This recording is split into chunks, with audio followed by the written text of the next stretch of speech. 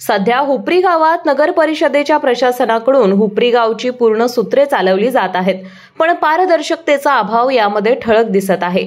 अनेक मूलभूत प्रश्नांकडे नागरिक, राजकीय पदाधिकारी, नगर परिषदेच्या अधिकाऱ्यांचे लक्ष वेधण्याचा प्रयत्न करतात, परंतु जाणीवपूर्वक या सामान्य नागरी सुविधांकडे सुद्धा नगर परिषद प्रशासनाकडून दुर्लक्ष केलं जातंय।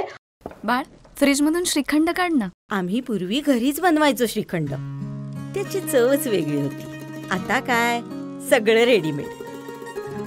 आजी, हे श्रीखंड खाऊन बघ। आज तुझ्या आईनं घरीच बनवलं की काय? हे आहे गोकुळचं श्रीखंड। अगदी जिभेवर रेंगाळणार। जिभेवरच नाही तर मनावरही रेंगाळणार। गोकुळ श्रीखंड, मनावर रेंगाळणार।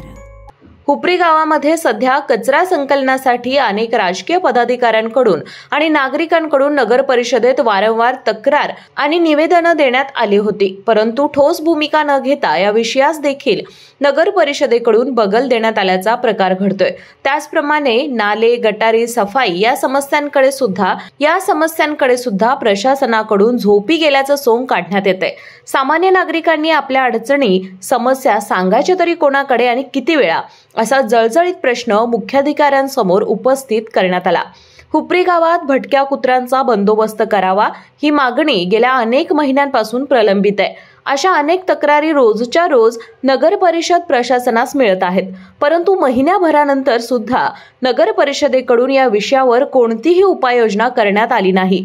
एखादी वाईट घटना घडल्यानंतरच नगर परिषद प्रशासन या प्रकरणाकडे गांभीर्याने बघणार काय? तसेच सर्वसामान्य गावकऱ्यांना नगरपालिका प्रशासनाकडे आपल्या तक्रारी नोंदवण्याकरिता एक टोल फ्री क्रमांकाची मागणी यावेळी करण्यात आली। या सर्व मागण्या लवकरात लवकर पूर्ण करण्याच्या मागणीचं निवेदन मुख्याधिकारी अजय नरळे यांना दिनांक 23 सप्टेंबर रोजी देण्यात आले। लोकप्रतिनिधी या नात्याने लोकांच्या समस्या या नगर परिषदेमध्ये मांडण्यासाठी मी आज या ठिकाणी आल्याचं उपनगराध्यक्ष जयकुमार माळगे यांच्याकडून सांगण्यात आलं। यावेळी उपनगराध्यक्ष जयकुमार माळगे आणि हुपरी गावातील नागरिक मोठ्या संख्येने उपस्थित होते। केके न्यूज साठी हुपरीहून सुलतान नदाफ। अशाच नवनवीन अपडेट पाहण्यासाठी आमच्या केके न्यूज चॅनेलला सबस्क्राइब करा।